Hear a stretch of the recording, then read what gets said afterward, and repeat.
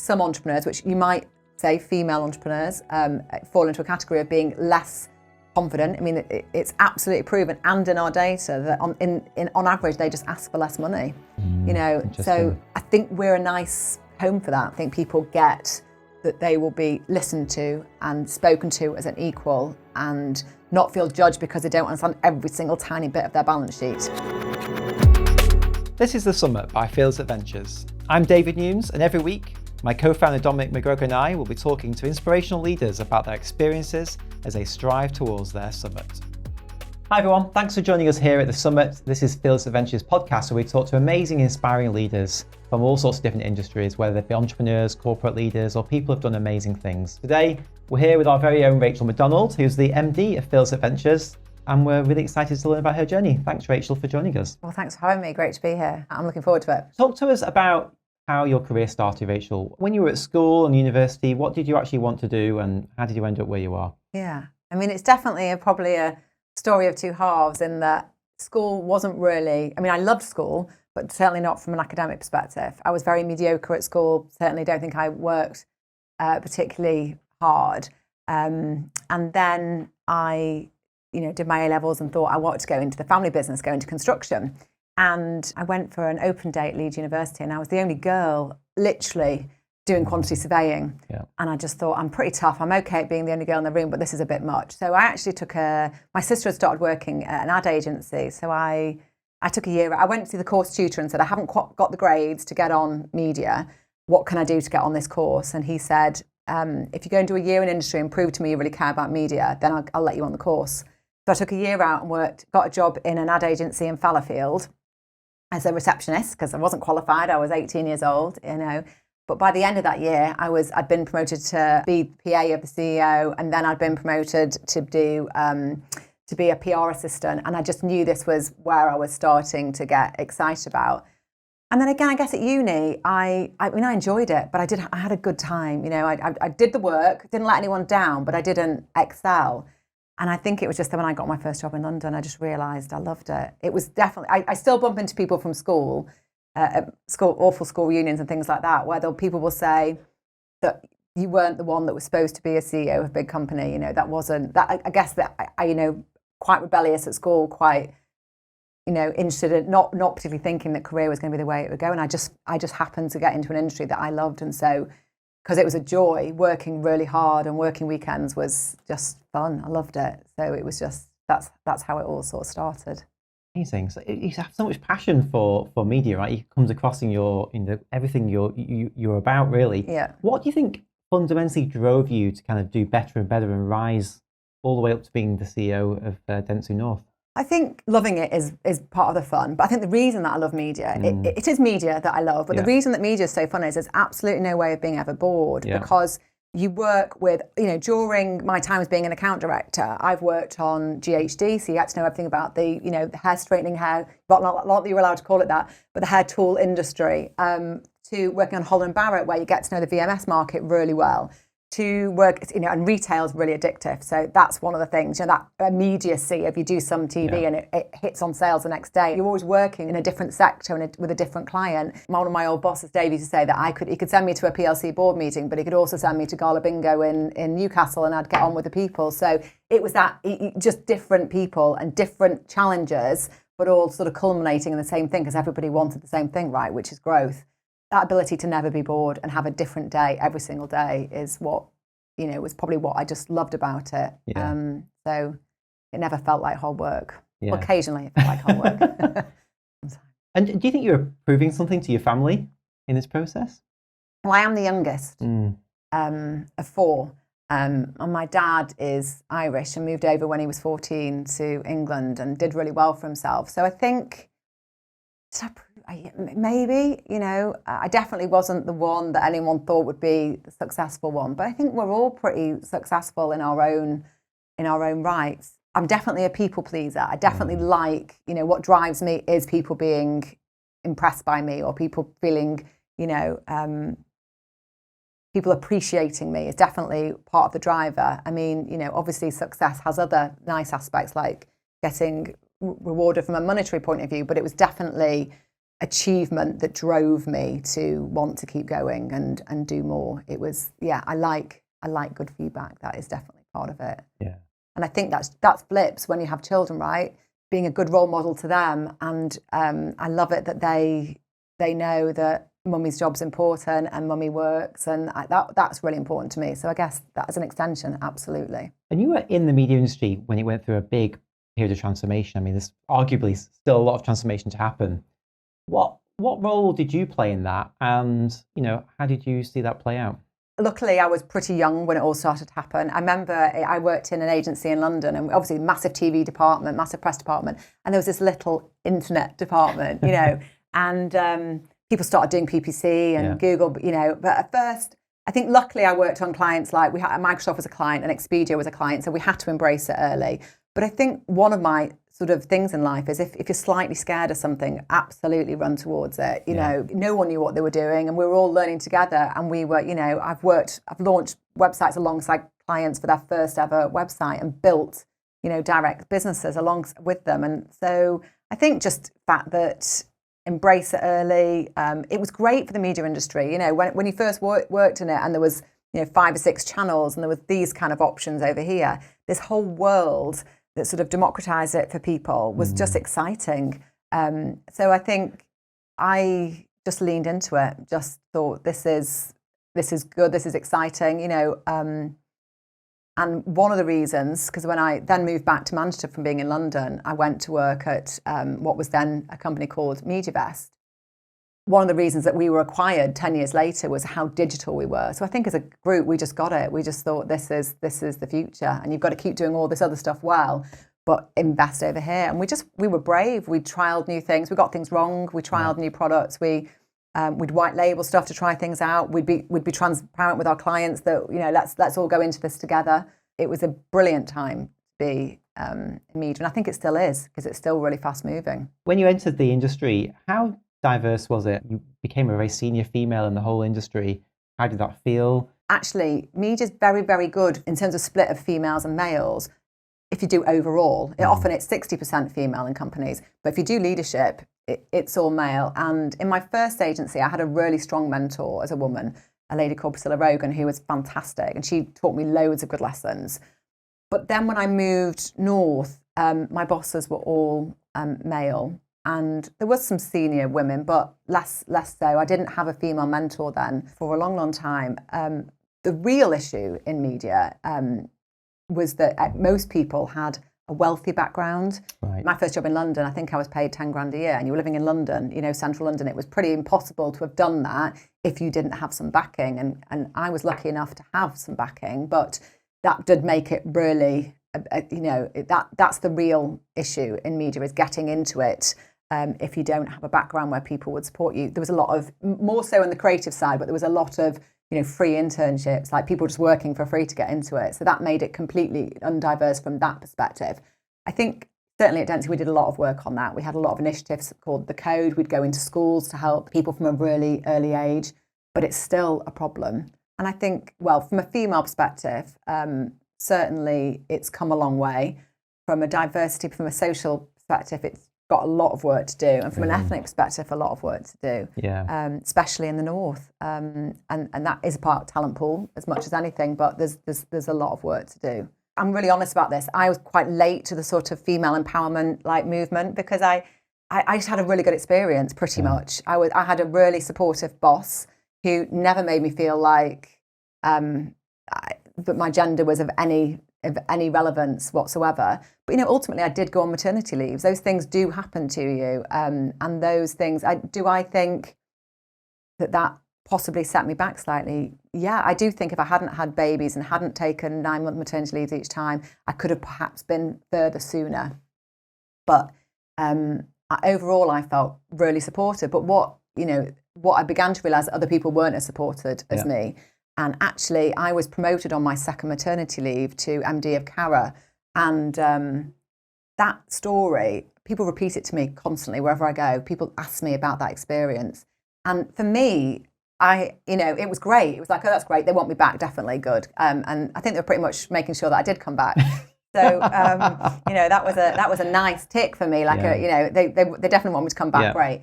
But for other people, it's so inspiring. And Yeah. so even though for me, it was like, this is good news, I do talk to people about it a lot because it helped women think this fear that they had, that they'd get forgotten, that they'd be away and someone else would take over or fill their shoes or all those things.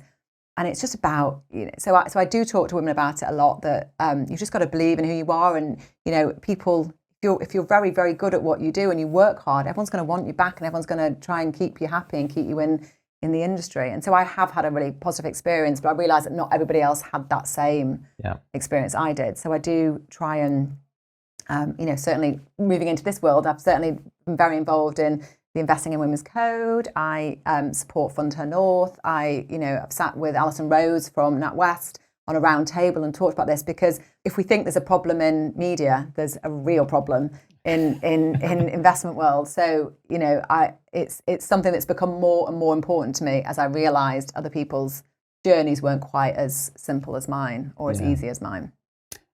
Before we move on, what do you think the future holds for media? I think what's great about it is how small businesses can use it. It used to be so, it'd be the exclusive enclave of like really, really big businesses that had huge marketing budgets. What's amazing now is if you're super creative, you can launch a TikTok campaign, right, and be really successful. So I think it's become even further ingrained in society.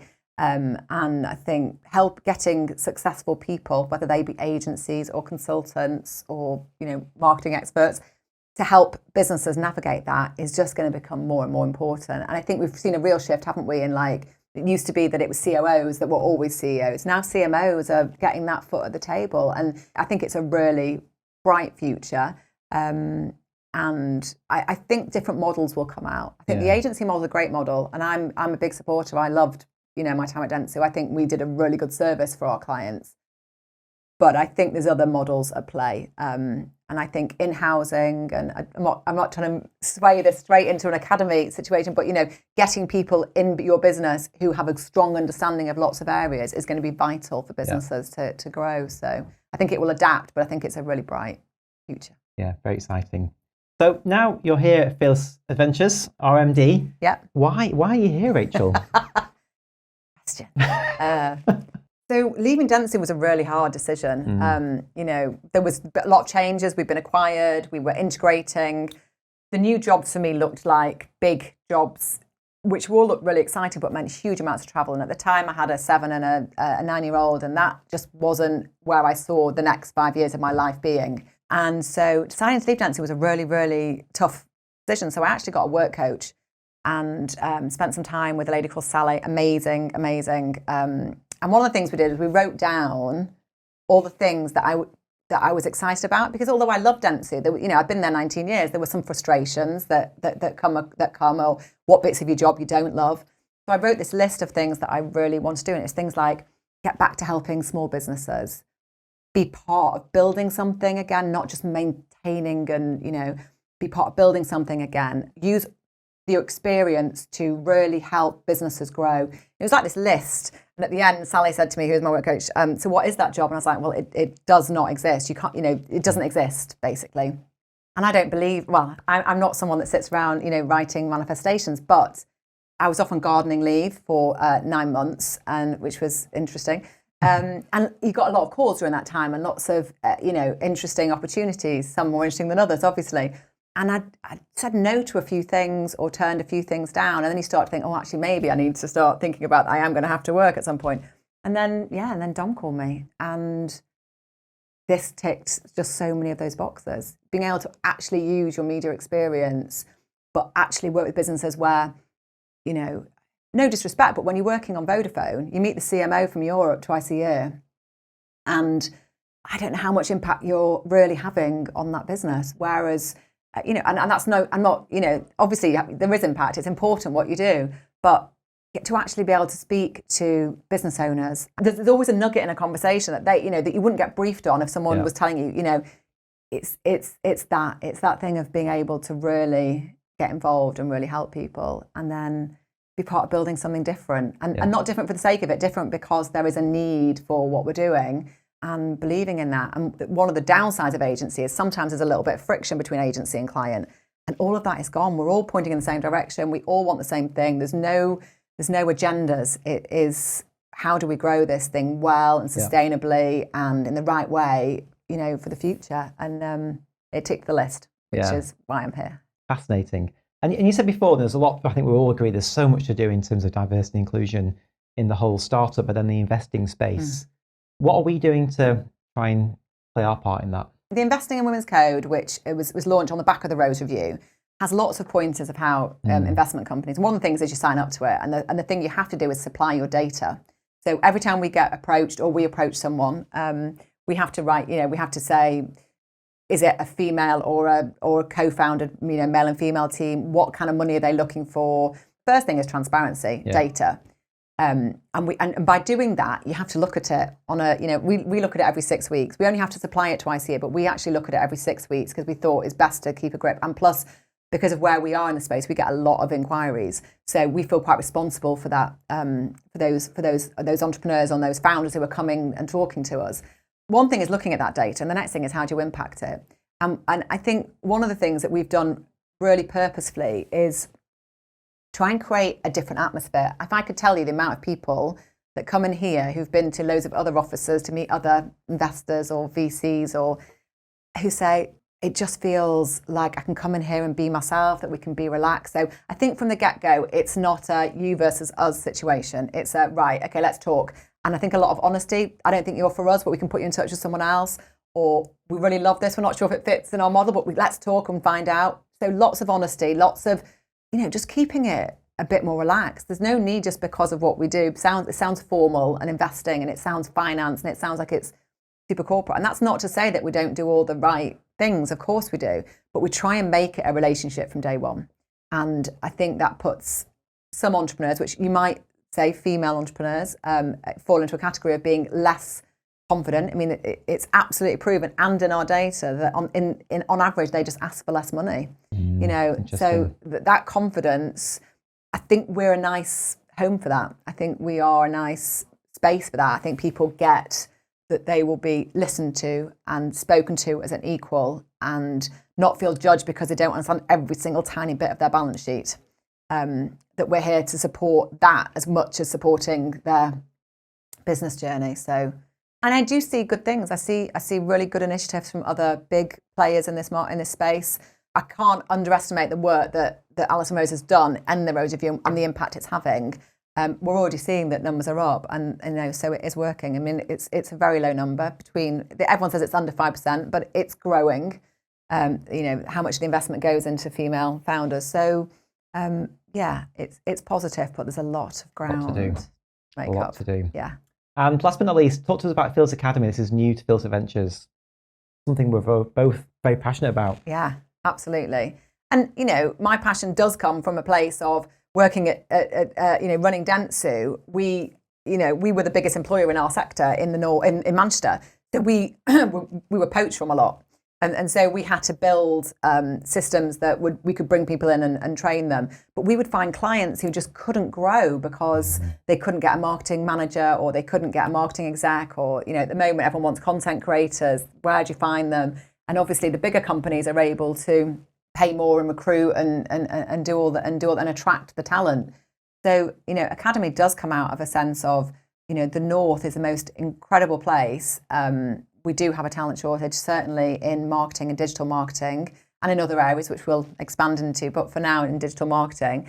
And our belief that teaching people those skills from people who work in the industry, so the people that are working day to day in Fearless Adventures, them being the mentors and being the teachers, just means that you can fast track that learning. You can within 12 weeks get people in a really good space to understanding the basics of lots of areas, which just will empower them to go into jobs. And I think will make a real difference to the workforce for now in Manchester and Liverpool, but with ambitions across the UK. And talking about your own summit, where have you reached your summit yet, or is it still to come? Where is it?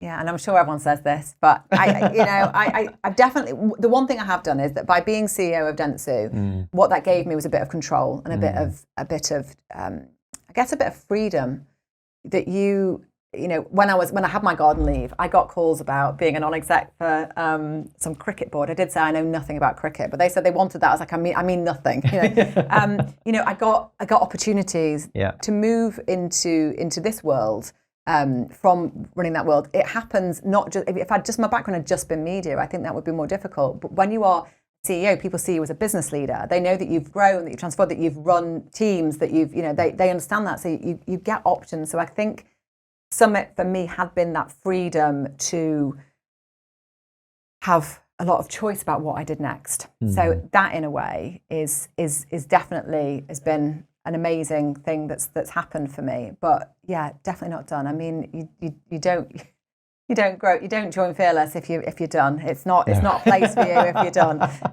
It's a place where new ideas like Academy were talked about in March, and now we're on our second cohort. That's how it works. Things happen quickly, and so not at all. I think the summit will be seeing some of the amazing businesses that we've invested in grow, and seeing all the people here flourish will be the next summit.